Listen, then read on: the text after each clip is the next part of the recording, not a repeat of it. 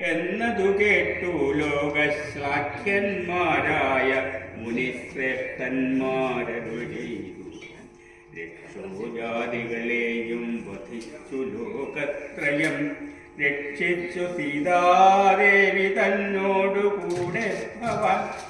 സൗഖ്യമായി വാഴുന്നതു കാൺകയിൽ ഞങ്ങൾക്കുണ്ടോ സൗഖ്യം മറ്റിതിൽ പരം മാനവശിഖാമണി.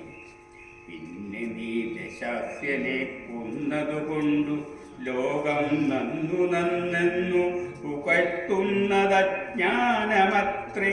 സർവലോകവും ജയിക്കാമല്ലോ ഭവാനിക കേവലം ദശാസ്യനെ കൊന്നതെന്തൊരു ചിത്രം.